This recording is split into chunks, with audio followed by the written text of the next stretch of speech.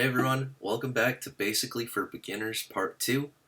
In this half of the lesson, we'll be working on some more intermediate concepts, such as locking in with our drummers and finding that pocket, establishing the groove. We'll be learning about some basic intervals, like fifths and octaves, and we'll just generally be working on our finger dexterity and coordination, right? So we'll be exploring more of the fretboard, and we'll be really practicing hopping between all four of the strings. So, with that said, I want to talk about this concept briefly, which is repetition. This is going to come up all the time as a bass player, and it's super important. And again, it takes a lot of discipline. I think, especially younger students, attention is hard to capture sometimes, and it's hard to repeat yourself over and over and over and over again without getting bored. But a great bass line oftentimes is so good it can just repeat itself over and over and over again. You don't need to have any level of variation within there. So I like this example a lot. I'm sure most of you know this tune.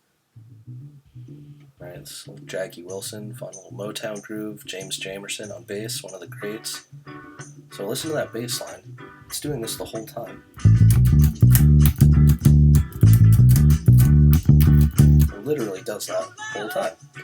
I'll skip ahead and let's see what the bass is doing. Same thing. Oh, this little horn break. Just take a moment to appreciate that. But listen to the bass, it's doing the exact same thing.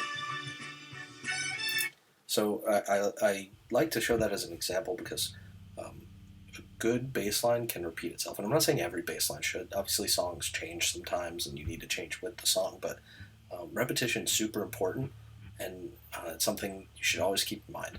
If you can anchor the song and lock it down with the repetitive kind of groove, like, go for it. That's just going to add that much more to the pocket. So let's go over this fun tune, which is, again, going to showcase that repetition in action.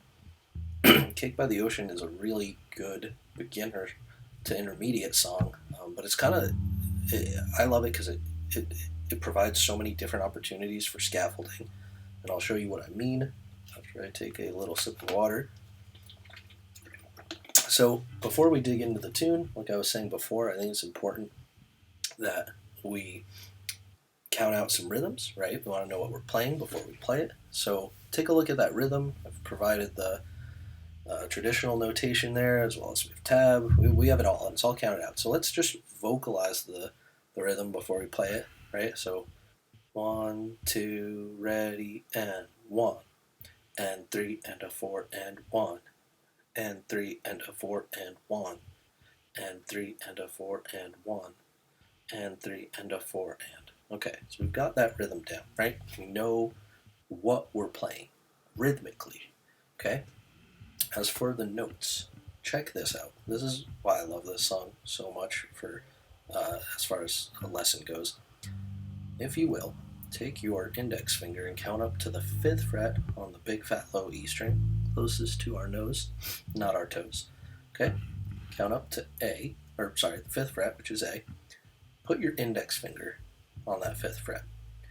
Now, take each finger after that and place it on the next corresponding fret. So we'll take our middle finger, put it on the 6th fret, or rather hover it over. You don't need to push it down or anything. Don't strain your hand. But put your middle finger over, assign it to that fret. Let's put it that way. We'll assign each finger to a fret. So our index finger's on the 5th fret. Our middle finger is assigned to the 6th fret. Our ring finger is assigned to the 7th. Our pinky is assigned to the 8th. Right? 4 fingers, 4 frets. Right? So this, if you have your hand in this position, you're set. You don't need to move at all to play this entire bass line. It sounds a little something like this.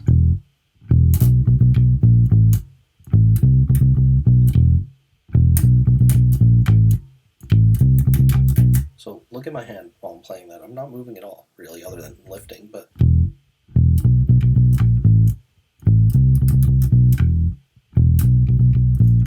right? How cool is that?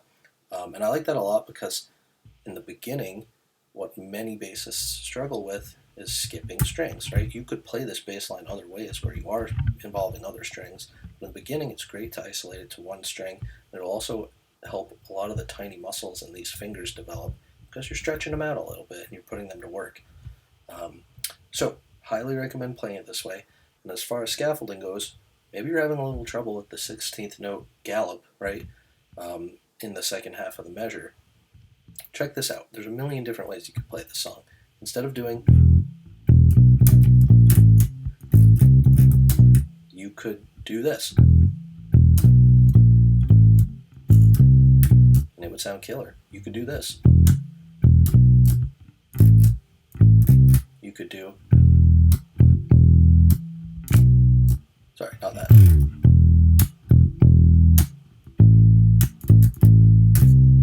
There's so many different ways you could do it. You could even just do, you could get rid of that hand entirely. Say goodbye to this hand and just do this.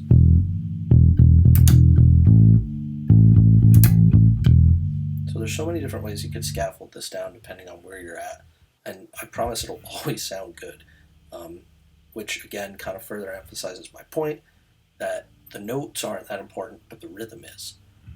So that being said, I have 3 different speeds here. Let's start with the really slow one, and I actually like the slower version. I think it's more fun and sounds better, but I'll cue you all when to come in and let's have some fun. Get your hand in position, right? 5, 6, 7, 8. I'll cue you when to come in. Don't come in yet. Alright, let's play now. 2, ready, play.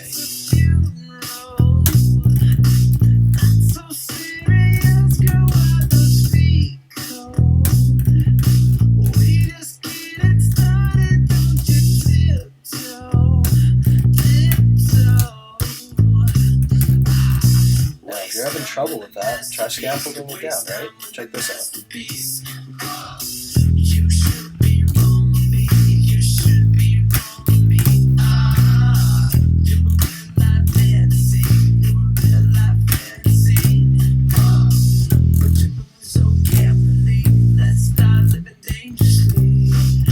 Back to the original.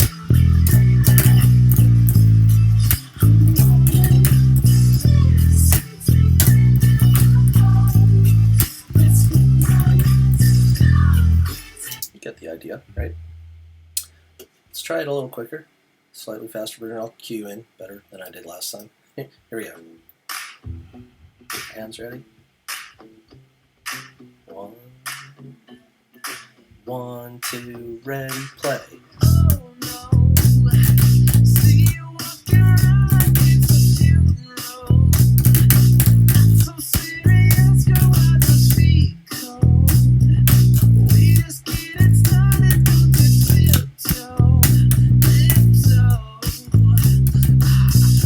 If that's too hard for you, let's scaffold it down. Check it out.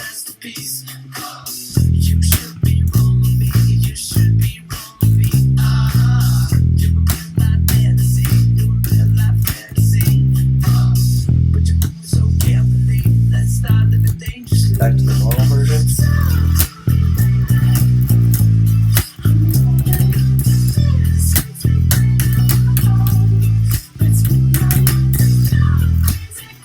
Great job.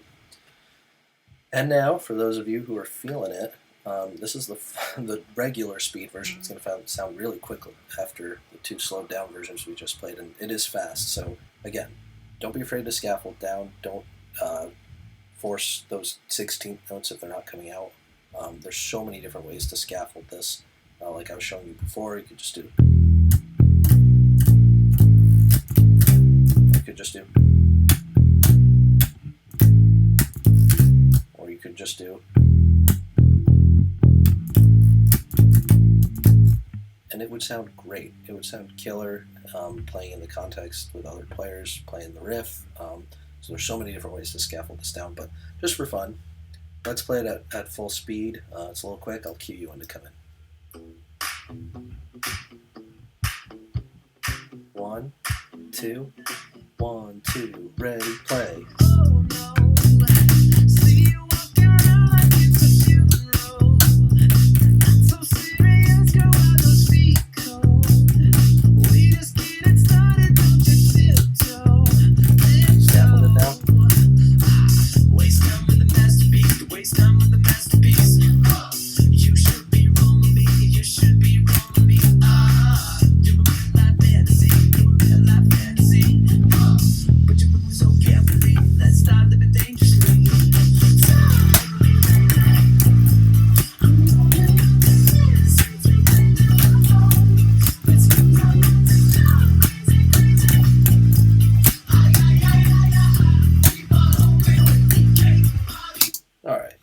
folks get the idea. But I think this song, great for a variety of reasons. One string only. Don't need to move this hand if you have it in position and assign each finger to a fret. And I think it really touches on this concept of repetition, right? The whole song is playing, you're playing the same bass line the whole time, and it sounds great. It anchors everything rhythmically, harmonically, and it's just great for that very reason. So, moving along. Imagining music without bass. So this is, as I like to tell folks, this is the darker portion of the lesson. And I have this in here because I can't tell you how many times I've heard people say, like, oh, the bass player, like, not that important. Oh, you don't need that. Like, it'll be okay without it. No way. You need bass player. It's no different than any other component of your band, whether it's guitar, drums, keys, vocals, whatever it is. The bass player is just as important, if not more important, sorry, I shouldn't say that. They're all equally important, but let's not forget our bass player friends. So to demonstrate that, check out this familiar song without any bass in it. If I can get this. There we go. Remember this song? A little weird without the bass part, right? Feels a little empty. There's a lot of space in there, but no bass. It's kind of cool, but it doesn't have the same energy and drive to it, right? If you've never heard the song before, here it is with bass. Check out the difference here.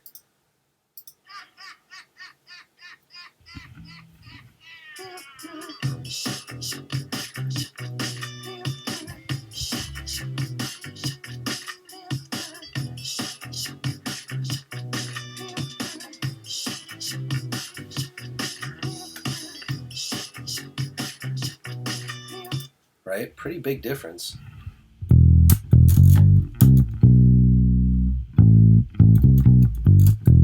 Just from a few notes, right?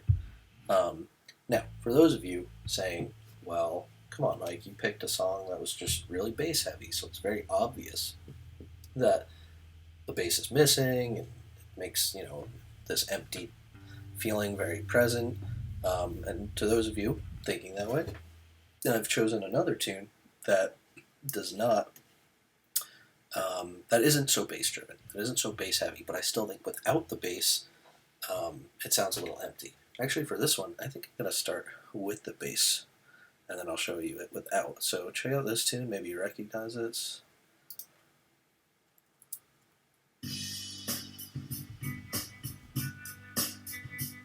listen to the bass. It's not a bass-driven song, but it has a prominent bass line, right? You hear it.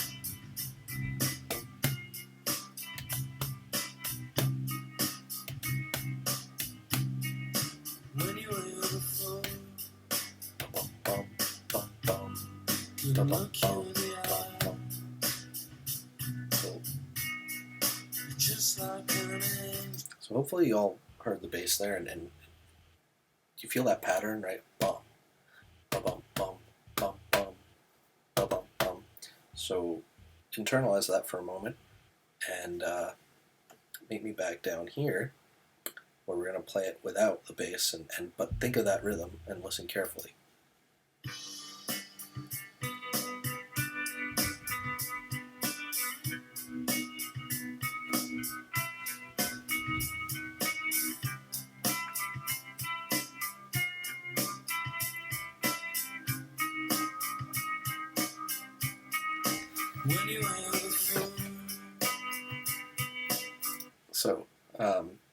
So I'll let your ears speak and make judgment for themselves, but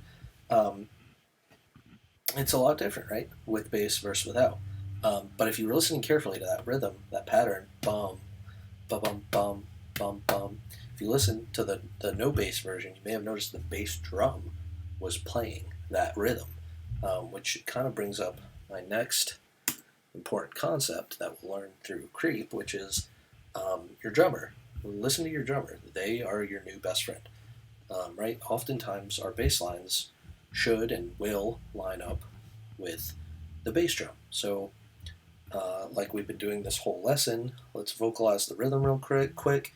1, 2, 3, 4, 1. A 3 and 1. A 3 and 1. A 3 and 1.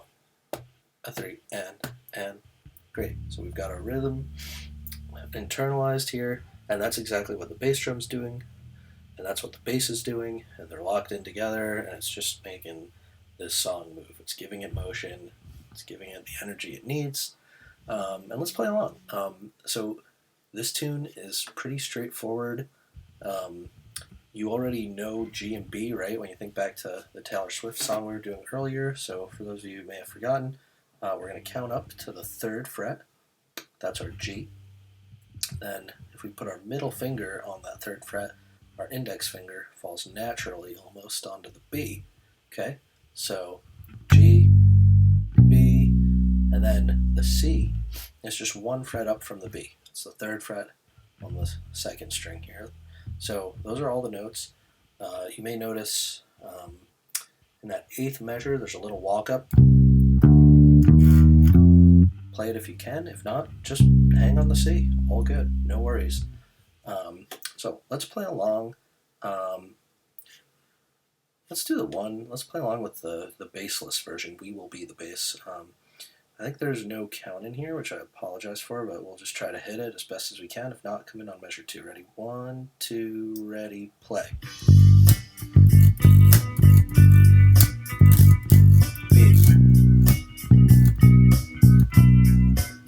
C.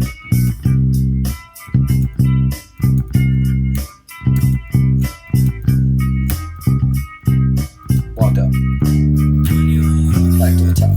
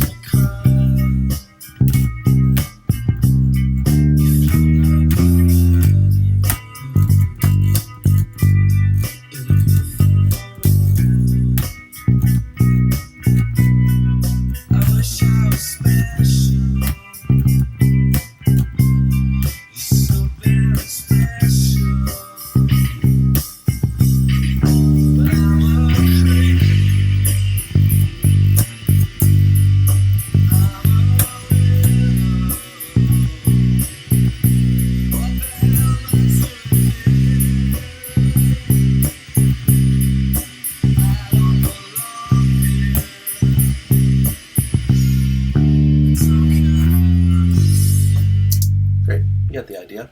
So, fun bass line, pretty straightforward. Locking in with your drummer, super important. Always do it to the best of your ability. So I'm not going to dig too deep into intervals today because that could be an entire lesson in and of itself, and it totally will be. But here's just a couple of intervals that you should keep in mind. Your roots, your octaves. Sorry, I feel so weird. I've just been talking from this like floating head position. So I'll come down here for a moment. So intervals are so important for, any instrument, obviously music in general, but for the bassist, I think it just goes the longest way, and you'll get the most mileage out of intervals. So here we just have a little graphic for root octave and root fifth. And they're in 2 different positions here. On the left, we have a graphic for open position, meaning we're starting with an open string to get to an octave, or an open string to get to a fifth. And that's on the left. And then on the right, we have closed position, where we're playing a fretting hand to get to the octave. And same fretting finger to get to the fifth.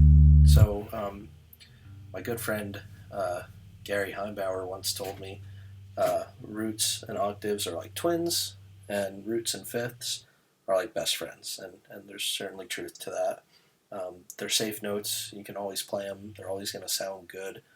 I would recommend learning those intervals first. So We'll talk more about intervals another time because there's a bunch of other ones that are really fun to learn. But let's start with fifths.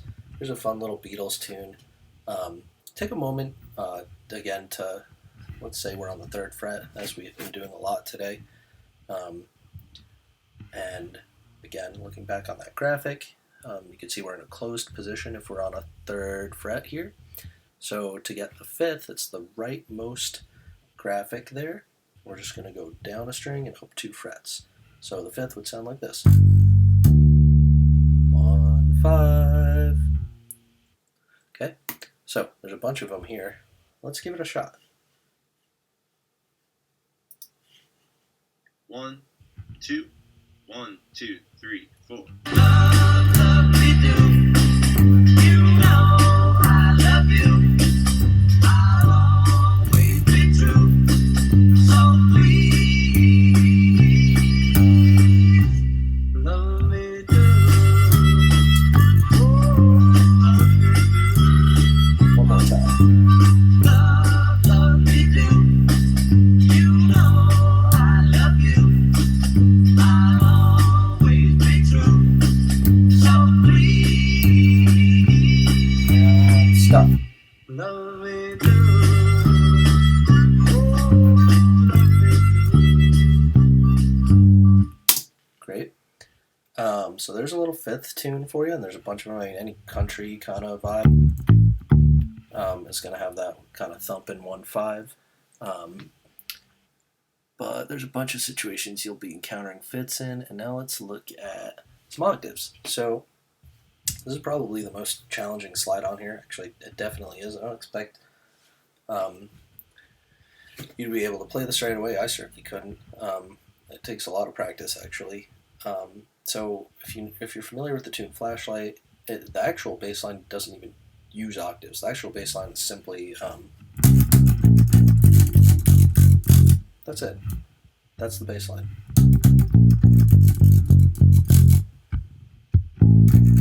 But I thought it would be fun to make it into an octave exercise, so it sounds a little something like.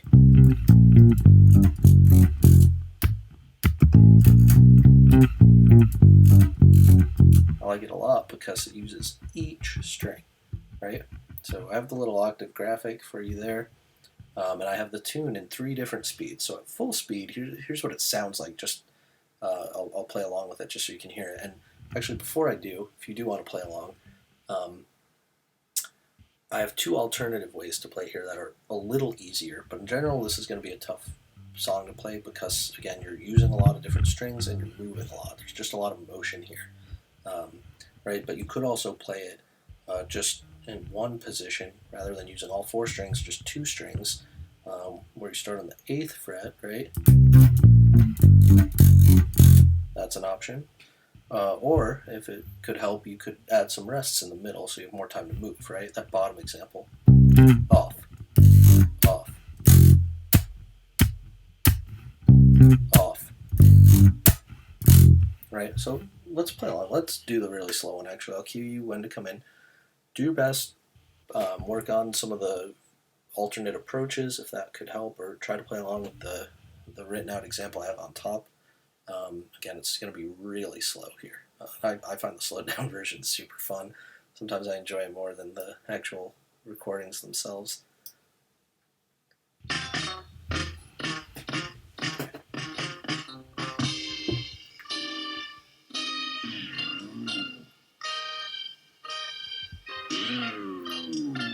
One, two, ready, play.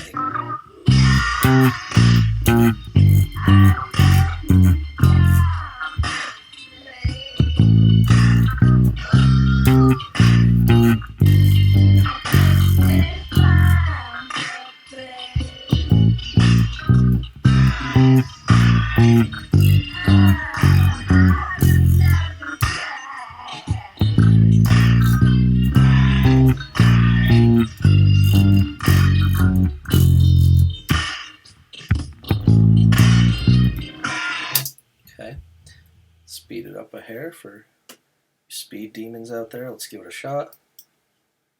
A little quicker this time. There Maybe I'll throw in some alternate approaches so you can hear what those are like. I'll start with the first one on the 8th fret.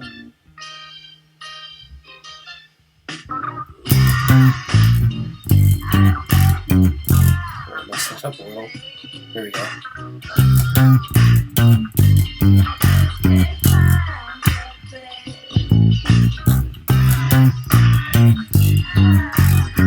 Let's try the other alternate approach.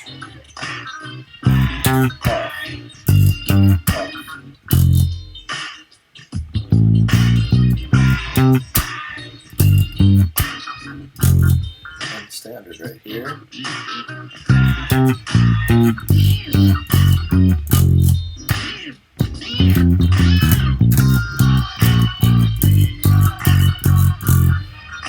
Okay.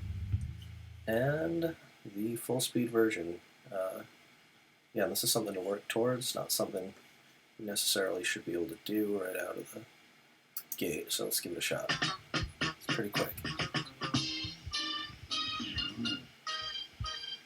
Ready? Ready, play.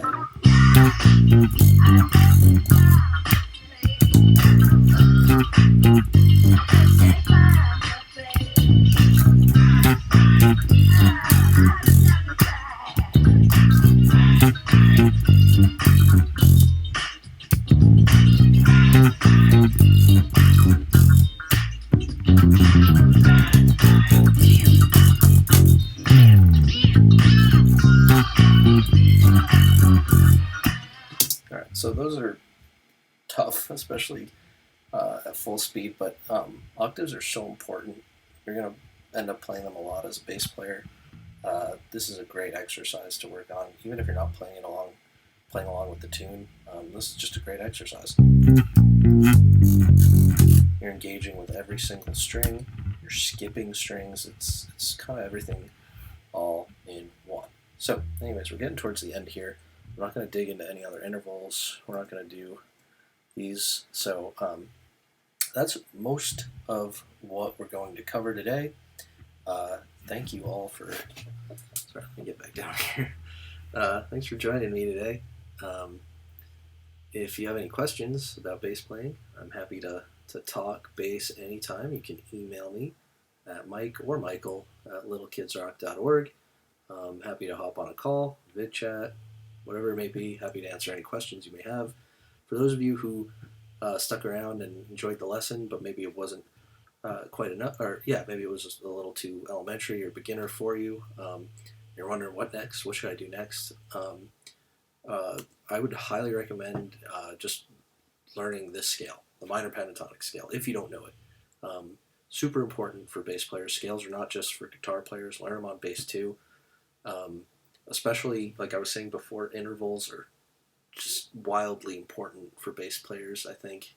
And all the intervals in this scale in particular, I mean, if you know this, you could go to any jam session and have a great time. I mean, and if you really think about it, I mean, play along with the scale. How many intervals is that? 1, 2, 3, 4, 5. You know 2 of them already. The 5th, it's 1 interval. The octave, so you know 2 of them. Learn the minor 3rd, perfect 4th. My favorite, the minor 7th. Seriously, this is like, if you want to know what to do next as a bass player, just learn to play the minor 7th, which is this note and this note, and the octave, and connect those 3, and that's just like every jam session could be built around.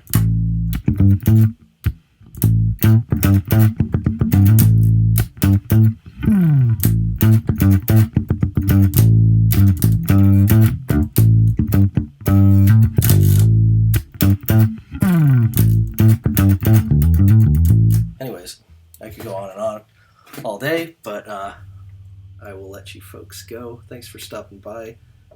Again, if you have any questions, feel free to contact me anytime. Thanks.